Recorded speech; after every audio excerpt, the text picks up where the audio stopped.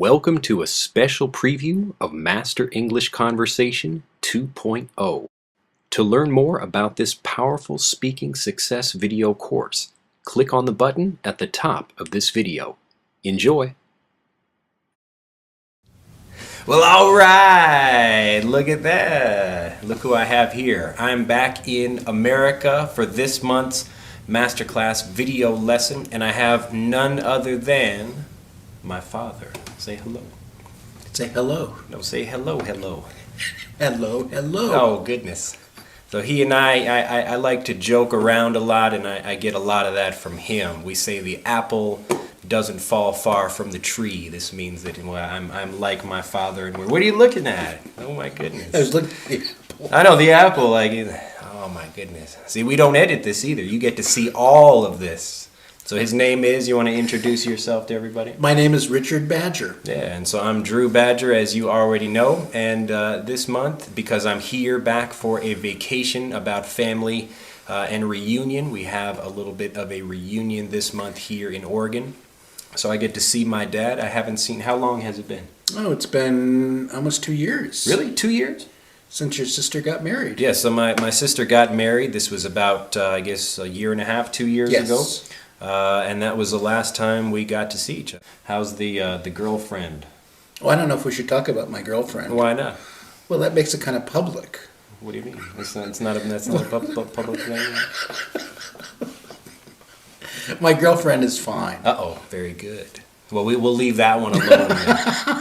That's a secret. Don't worry about that. In case you're watching. Yes, don't tell anybody. Look in the camera right here. Don't look over here. Don't get confused by that. So sometimes when I'm recording people, they get a little bit, they see themselves in the camera. So this video camera, we have a regular screen that you're looking at right here, but also there's a monitor on the side so you can look at yourself. Right now I'm looking at the monitor, and it looks a little bit confusing when you do that. But anyway, so you're doing a good job. How my head gets bigger as I get closer? Yes. Just keep your eyes in the camera like that. Very good, very good.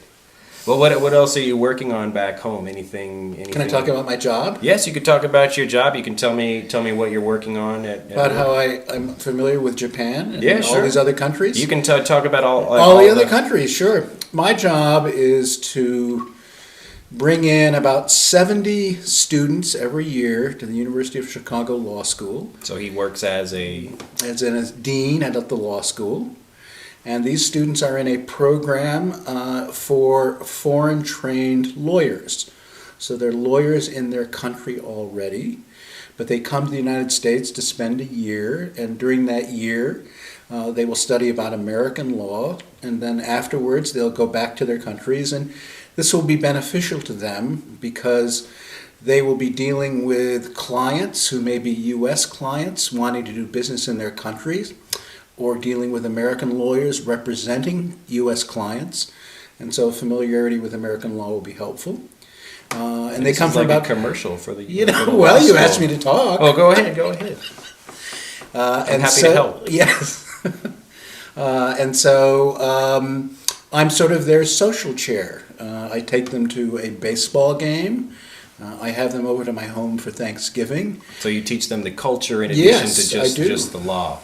And my children grew up thinking that that's what Thanksgiving was. Yes. Having a bunch of people from abroad in their home. And of course, the byproduct of that is I have a son who goes off to some other country. Yeah. So basically what Thanksgiving, even though we're at Christmas or the holiday season at the end of the year right now, basically for Thanksgiving, this is the main time for people to come back from wherever they are and to gather as a family, and there's a lot of eating turkey or other traditional Thanksgiving foods, and this is one of it's still the biggest holiday I think it is. Travel season of the year. The Thanksgiving always comes on a Thursday in November, so it's always a 4-day weekend, and many people will actually leave a couple of days earlier, so they'll turn it into a major travel time.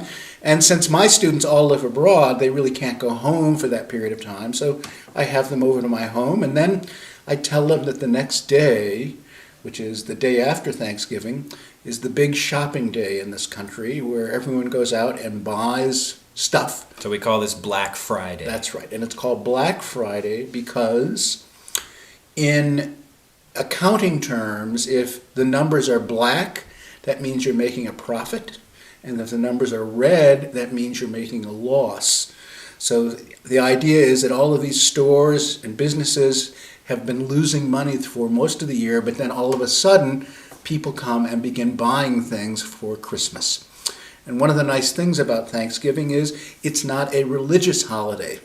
You know, Christmas, New Year's, other events tend to be tied to a religion, but Thanksgiving is not religious, so it's something that everyone can observe. And that's why so many people are out celebrating and why it's such a busy travel time. So the weather is also occasionally not so nice, and a lot of people get delayed, and it's really terrible at airports and on major roads where a lot of people are traveling.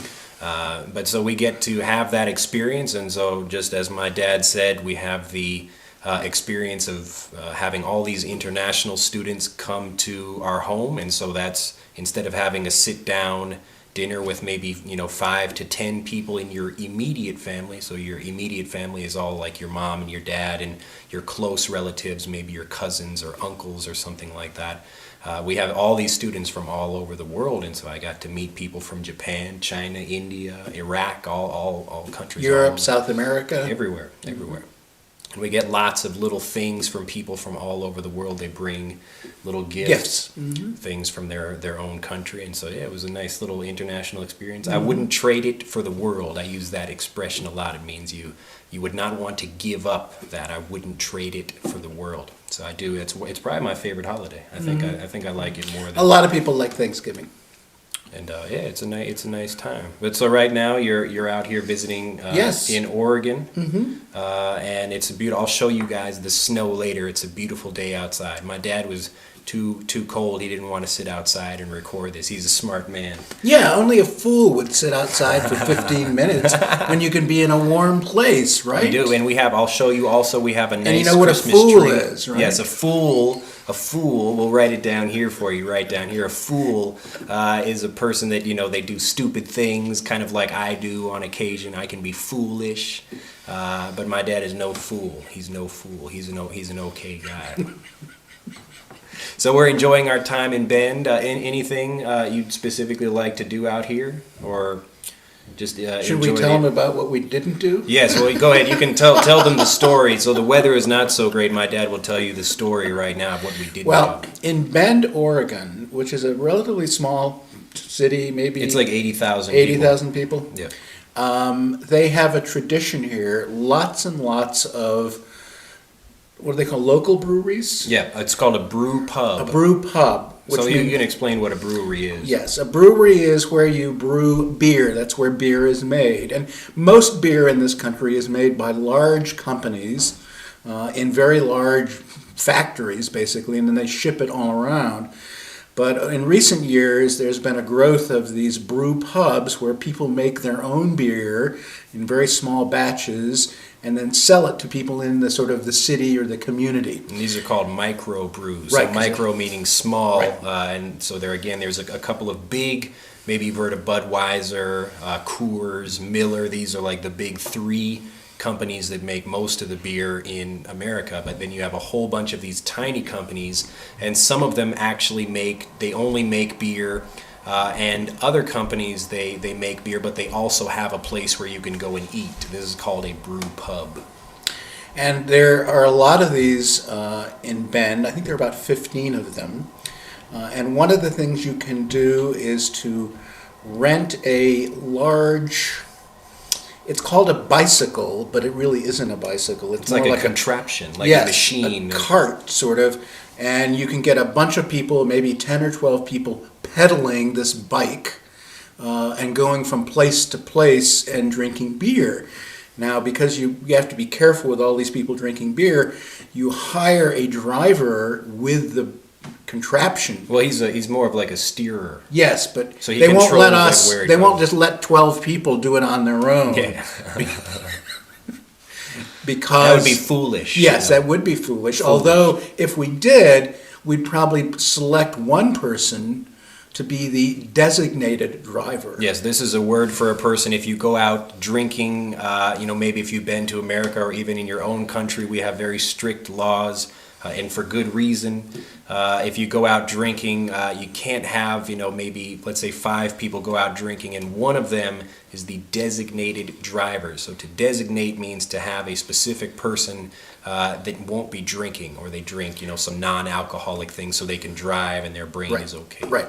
So that person will sort of volunteer to do that or be selected to do that. But even here, they probably wouldn't want us to do it because, you're driving this contraption up and down these little hills in the town, and it probably takes some experience to do it. It's not like just riding a bicycle. It's a long thing with all the people on it pedaling, trying to move it forward, but it's probably difficult to drive.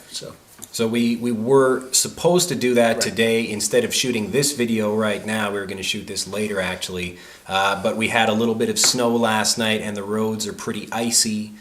So we had to cancel our reservation. There was going to be maybe, I think, 10 of us. Yes, I think that's right. So 10 of us sit on this thing and we're all pedaling. Except for me, maybe I would sit back and relax and let the rest of them pedal while I... That's called being a free rider. Yes, a free rider or a loafer. I'm relaxing and I'm not... And the rest of the people are doing all the work. Yes, and they discover that, and that makes them unhappy because they feel he should be doing just as much work as I am. Yeah. Or you could say I'm trying to think of a good expression for that, where you could say I'm not pulling my own weight. Yes, that's true. So not pulling my own weight. You have a whole bunch of people doing something and I'm not doing that, so that's another good expression. So all the other people have to pull their weight and his weight. Yes. But yeah, we were thinking about doing that today, but now we get to sit down and have a nice conversation, nice like father-son chat. It is. It's been a while. We talk sometimes. We send emails, but we don't really take so much time to talk, not as much as we should. That's probably right. And we should be talking more and maybe traveling more as well. We should. I think that's in order. And you can come out to Japan. I can. I went to Japan, unfortunately, about 10 years ago before Andrew got there. Or Drew, I guess it is. So my real name, if just for you subscribers out there. So everybody, I don't remember, I think maybe I was in high school. So my real name is Andrew. You probably knew that already if you've heard that before. But I go by Drew, and so most of the people that have known me since I was a young lad, a young boy, they call me Andrew. Or some people even call me Badger. They refer to me by my last name. Yeah, that's a tradition. People call me Badger too. Yeah, so it's a common thing in America. If you are very close with someone, you can use their last name in an informal kind of way. This is not like the Japanese style where people use a person's last name in a formal way, or other cultures that do that as well. So we call this a term of endearment. It's just a polite way or a kind of casual way of introducing someone or referring to a friend or somebody like that. And because some of the people who apply to my program do come from Japan and China, where there may be a tradition of having the order of the names different, where you have the family name first and then the given name or your familiar name second.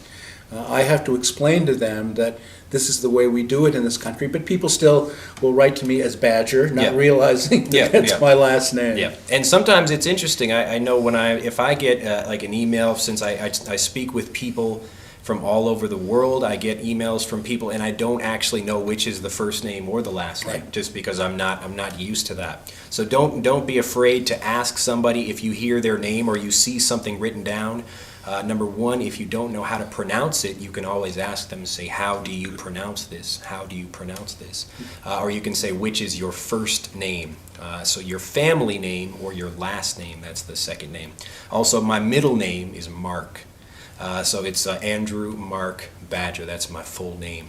But you often don't use the middle name unless your mom is mad at you, and then she will say, Andrew Mark! And then my mom will, and you've heard that many times. But it's really like it's, so the middle name, and again, it's different in different countries, but usually in America we have a first name, a middle name, and a last name as well. And sometimes the middle name, we get that from having like you get like maybe your grandfather's name would be like your first name and your uncle's name is your middle name, something like that. People do lots of different things, but usually the middle name isn't used unless your mom is angry. Now, when my students graduate from their program, I have to read their names in front of a big audience, right? And of course, I'm reading names that I'm not familiar with the language. Some of the South Americans may have 6 or 7 names, because the custom there is that when you get married, you take on the names of the parents. It's very complicated. So what I do in the very beginning of the program is I have them say their name and record it just like this, and then I say it myself, and then they correct me. And then I have a tape. Oh, you do that with all of them? I do. Really? I You do. mean just the ones you No, all of them. Really? All of them. I mean, some of them will come from countries like England or Australia or New Zealand, where it's You pretty don't- easy to pronounce the names. Sure. But the most difficult names actually are the names from the students in Brazil and in Portugal.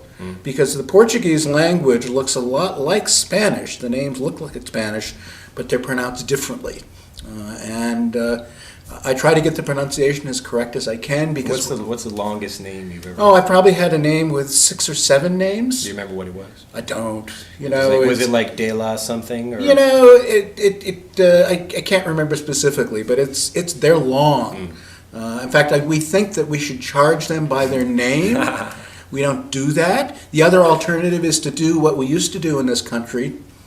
When immigrants would come into the country, we would assign them a name. It was done at Ellis Island, and we would say, we can't pronounce your name. If you want to live here, we'll call you John Smith. Yeah. And then later on, people would, of course, change their names back, but many people would keep the name that they were given. And I would like to give my students the chance to pick a name, like a famous actor. Yeah, you like could Tom be, Cruise. Yeah, you could be Tom Cruise, but again, they don't seem to like that idea. They want to have their own name. Sure. It's been, they're not Yes, young, that's I'm sure they, true. And they want me to read their name, because oftentimes their parents will come here for their graduation, and if I can't read that's their important, names, it is, yeah. You want to hear my name? Yeah. When I graduate? Yes, right. Yeah. I graduated. I remember when I was Yes, a graduate. and he hugged the guy giving out his diploma. Yes, it was I actually hugged the president of my university, and he wasn't expecting it No, he either. wasn't. But we have a picture of it. Maybe I can find that. Yes, That's a great yes, picture. it's a great picture, and we all appreciated that, because it broke up a list of 300 people just going up and shaking hands, and I try to be different yes, for you. that's true. Yes. Well, anyway, it's been. I don't want to keep you too long from the actual vacation we. That's had going okay. on, but it's always. This It's is the great. most we've talked in a long time. I know. It's so nice though to get out here and sit down, and I'll take the camera around and show you what I'm doing over here in this video.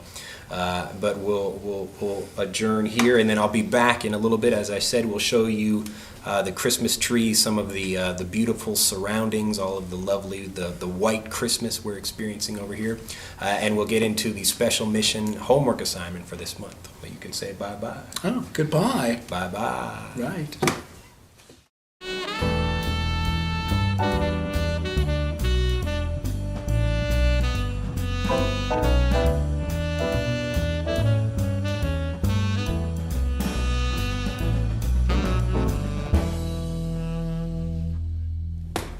Well, hello and welcome to the special mission homework assignment for today. I hope you enjoyed this little set of me making a fire right quick. Basically, I took newspaper and then you saw me put some pine cones. These are the big things that hold the seeds for pine trees. And then I put some small pieces of wood. This is called kindling, so you can get the fire burning. And then you can see up top I have the bigger pieces of wood. I really love a fireplace, and here in Oregon, where I am for vacation, you can hear the fire. It's very hot sitting here by the fire, but it's very warm, and I'm glad you're able to share it with me if you are feeling cold where you are. Well, I also hope you enjoyed the conversation I had with my dad this month. He's a funny guy. I get a lot of my humor and my English from him, so learning from him as I was growing up. But for this special mission homework assignment, what I wanted to talk about, because we're also talking about family, is where you learn English from. And one of the things, or I guess in two ways, when you think about learning English, the first thing is the kind of people that you spend time with and how old they are, and also the kind of English that you use depending on how you are or how old you are.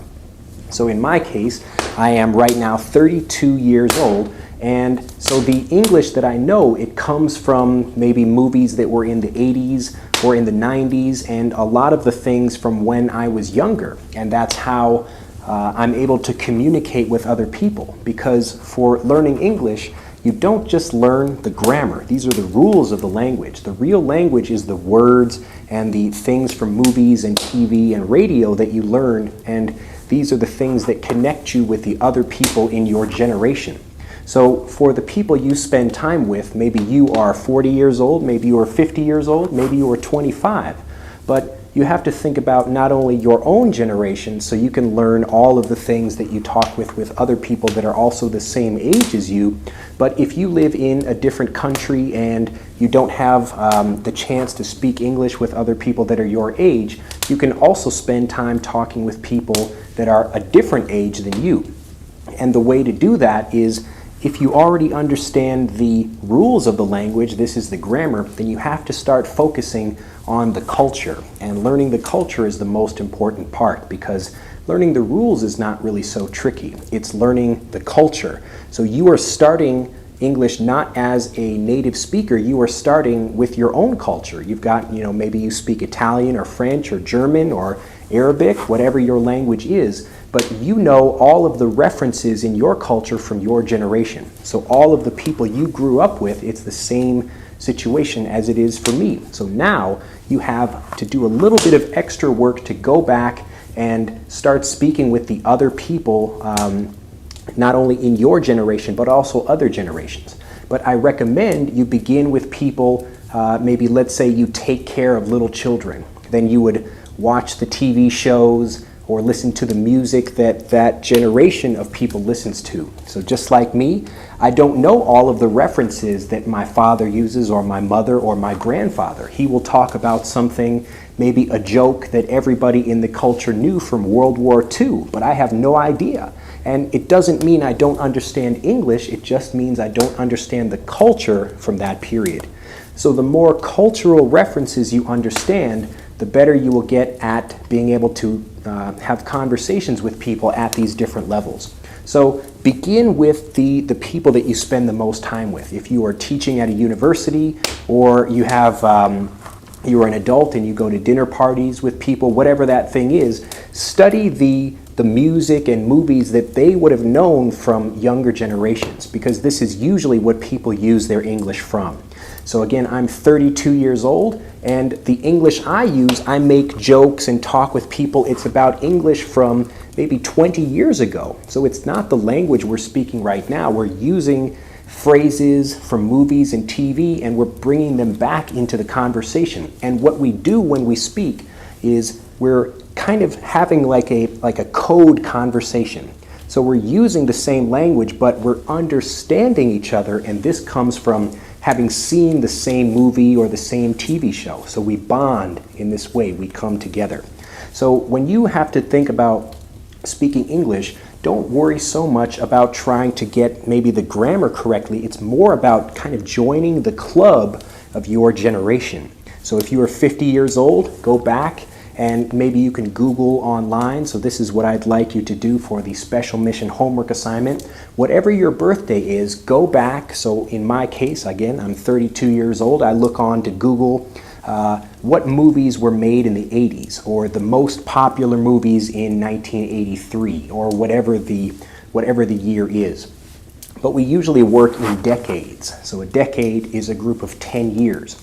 So you've got the 80s, 90s, 2000s, that kind of thing. And you can use that information to begin mastering the culture of your generation, so whatever your age group is, but also the culture of the people that you spend a lot of time with. So maybe me, I spend time with a lot of children, maybe you don't. But whatever that is, if you want to understand the people that you're speaking with, it's not really the grammar or the English that you're using, it's the cultural ideas that you understand.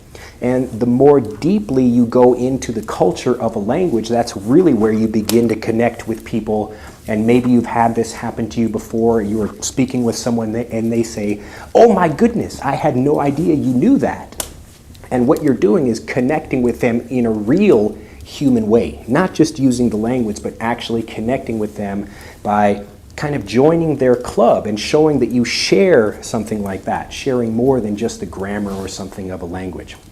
Well, for this month, go out and really try to find, again, these two things. One is think about your own generation. So go back, think about when you were born, and then start moving up from there. So maybe if you're born in 1980, then start with the 80s, then the 90s, and watch some really popular movies from that time. Look at the most popular music. You can go to billboard.com and you can get lots of information about music from there as well. But plenty of other websites, especially YouTube. But look for the most popular cultural ideas from particular generations. Also, commercials, TV commercials are very popular, and that's a very common way that people, two people are both watching the same commercial and they can laugh and joke about it. But these kinds of ideas are the things that you should really be studying. So for this month, this is just a fun assignment. Take as much time as you want to, and you should continue doing this as you become a better speaker of English. But the more you practice and the more you go into the culture and not worry about the grammar so much. Begin with the movies and the books and the ideas, all of these things, and start doing some research online to think about your own generation. And then also think about the generation of the people you spend a lot of time talking with. So whoever that is for you, it can be maybe the same age, or it could be with people younger or people older than you. It just depends on what you're interested in and what you like to study and talk about. Well, I hope it's been an interesting talk. I'm sitting by this nice warm fire. Whew, it's a little too hot, actually. But it's been a fantastic month, and I'm really happy that I got to finish another great year of Master English Conversation, and that we're starting a brand new year in 2013 with this January lesson. So I will leave you with a few shots of just the lovely surroundings over here. I'll show you the Christmas tree. You got the lovely fire right here. And go out and start getting into the culture. Forget the language. Forget that you're an English learner. You're just a person who can speak English, and you just need to learn more cultural references. That's really it. Have an excellent day, and I'll leave you with a few shots, a few scenes of the lovely nature and the natural surroundings that we have here in Oregon. Bye-bye.